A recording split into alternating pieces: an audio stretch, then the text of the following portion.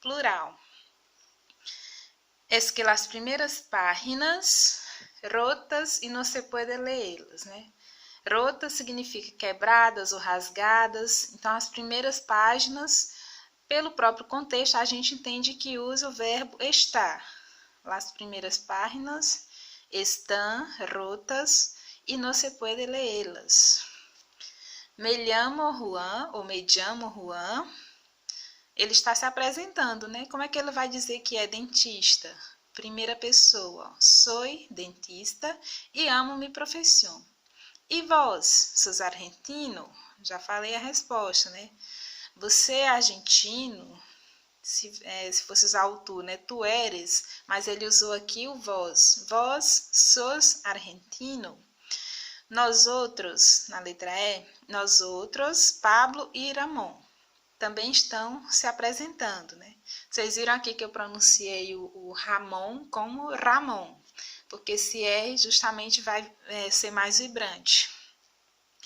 Nós outros somos Pablo e Ramon. E vós outros, quem são? Vós outros já se refere ao vós do nosso português. E vós, quem sois? Então, e vós outros, quem sois? Na letra F tem a expressão muito pálido. Que te passa, hombre, né? Então, vai expressar aí um estado físico que a pessoa se encontra nesse momento. Vamos usar o verbo estar. Estás muito pálido. Que te passa, hombre? Estás, porque se refere ao tu, segunda pessoa do singular, né? O contexto já mostra que é uma pergunta natural e informal. Na última, muito cansado, também expressa um estado físico. Hoy no me apetece ir a nenhum sítio. Esse me bem que faz a gente compreender que a frase vai estar em primeira pessoa, né? Usei o pronome oblíquo, que seria em português, né? Em espanhol, o pronome complemento, o me. Então, o contexto já indica que é a primeira pessoa. Então, vou dizer que estou muito cansado. Como fica em espanhol? Estou muito cansado. Hoje não me apetece ir a nenhum sítio. Esse verbo apetecer, essas palavrinhas em roxo que tem no livro de vocês, tem o significado no final do livro. Tem um pequeno dicionário lá no final do livro, né? Um vocabuláriozinho. Então, apetecer é um verbo que significa ter vontade. Quando ela fala não me apetece, não tenho vontade de ir a nenhum sítio, a nenhum lugar. Um pouco mais sobre o presente do indicativo em espanhol, inclusive nas provas oficiais que vocês vão fazer ao longo da vida. Então, é muito usado o uso de tirinhas, né? O comics, como se costuma falar. Então, aqui alguns usos. A Mafalda também, que é um personagem importante do argentino, Quino, que depois vocês podem pesquisar um pouco também. Ela pergunta para o companheiro, né? O Miguelito. Olá, como te llamas? Ou como te llamas, né? Como você se chama? Miguelito. Então, como te llamas, presente do indicativo. Vamos a banhar-nos, Miguelito? No odio el mar. Tudo no tempo presente, no momento presente. Lo odio desde que um dia me imaginei que todo isso era sopa. Aí, então, o efeito da tirinha é causar um humor, né? Ele disse que odeia o mar desde o dia que pensou que era sopa, né? Então, a gente já entende que ele quis tomar a água do mar. E, no mesmo impulso, a Mafalda seguiu mesmo, né? Quando os pais foram socorrê-la, ela responde como? No comi nada, déjeme, já les explicarei. O explicarei já está no futuro.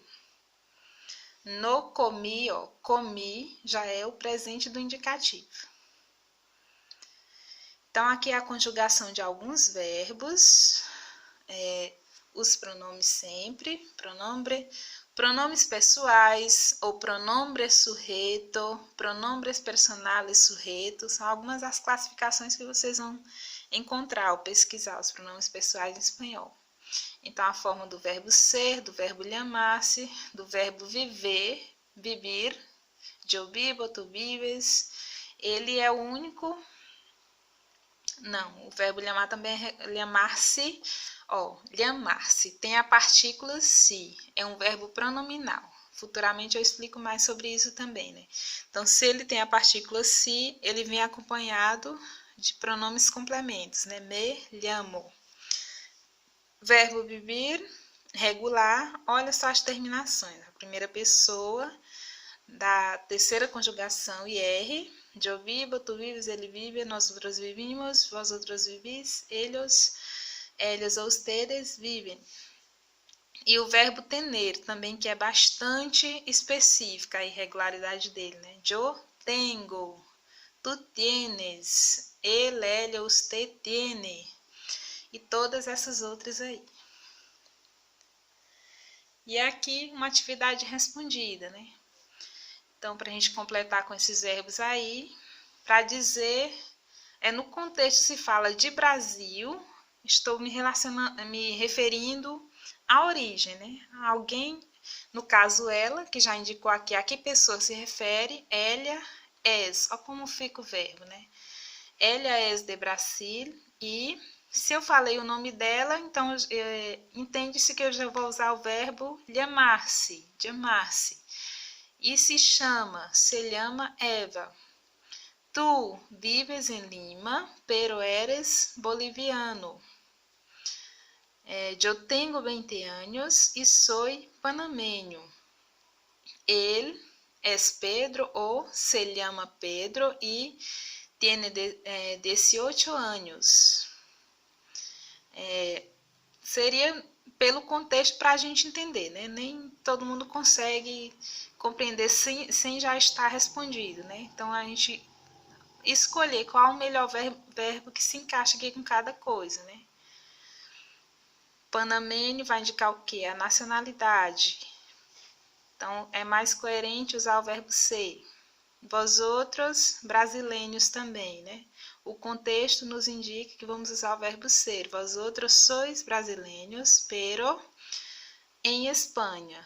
Então, se os verbos em questão são esses e tem o verbo viver, então vivis em Espanha.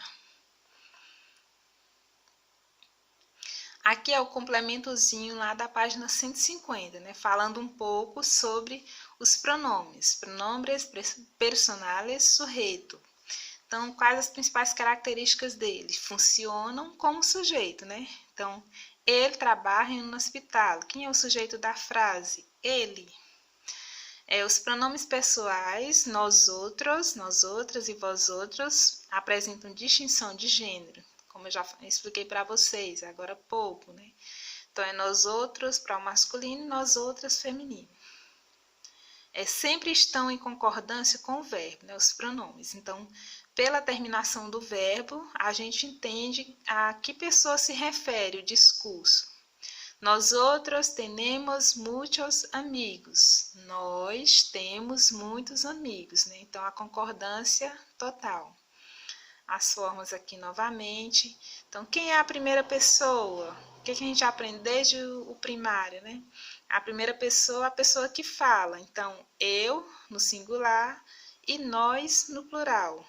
Eu e nós outros ou nós outras. A segunda pessoa é com quem se fala. Que nesse caso pode ser tu, vós, usted. Pode também ser vós outros e ustedes.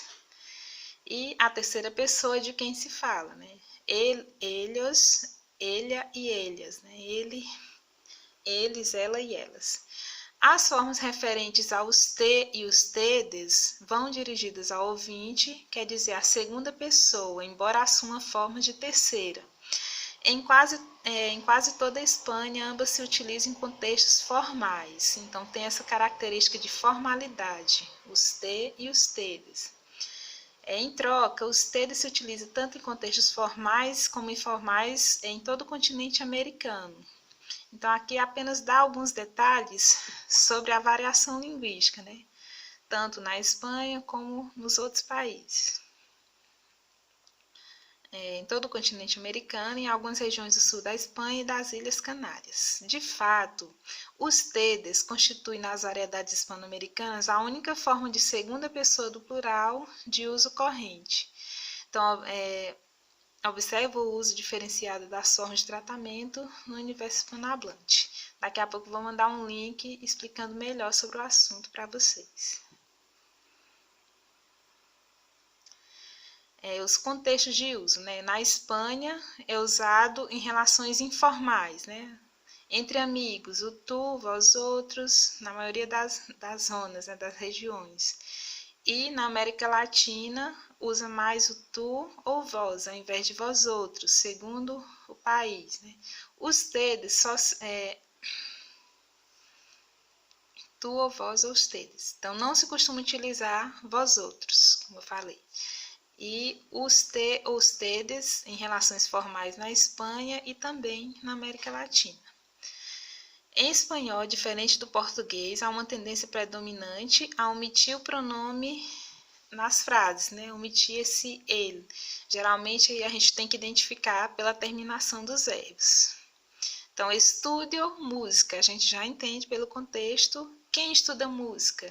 Eu, né? Joe. Então, a gente entende que o pronome é o Joe sem precisar ser colocado.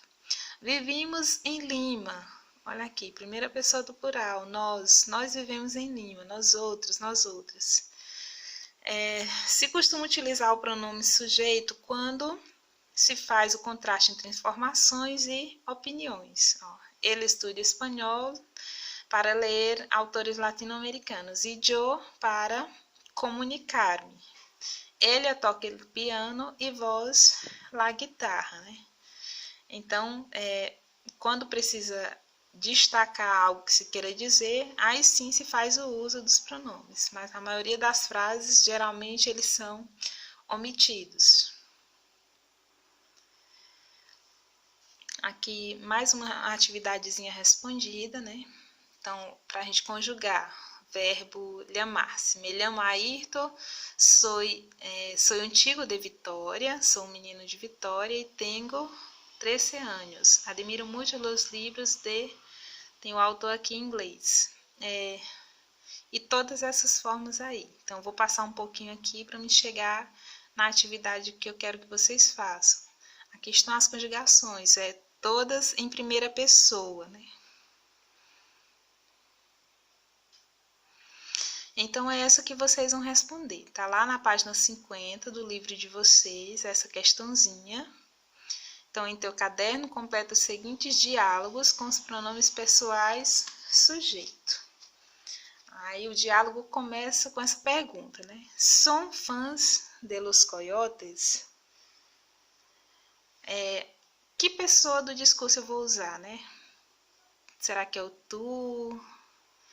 A mais coerente, vem a ser os tedes. Os tedes vocês são fãs de los coyotes, uma banda de música, de rock, né? Aí os outros, ela vai fazer, sim, nós temos todos os seus discos. Como vai ser esse nós em espanhol? Nós temos todos os seus discos. Aí ainda eu facilitei para vocês, que eu coloquei aqui do lado todos os pronomes que vocês vão usar em português, aí vocês vão só passar para o espanhol. Então, vamos conferindo aí com o que a gente já viu nesse primeiro nós. Então, está toda a listazinha aqui, né? Tem a distinção, o vós do nosso português vem ser o quê? Vós outros em espanhol. Um detalhe que precisa ser enfatizado. E existe o vós, que é aquele lá localizado junto com o tu, né? Que faz a diferença do vozeu e o tuteu, que é esse o vídeo que depois eu vou mandar para vocês. Então, respondam essa atividade, ou anotem no caderno e tirem a foto e me mandem, ou apenas só esse pequeno gabarito, né? Os pronomes adequados em espanhol. Então, bom estudo!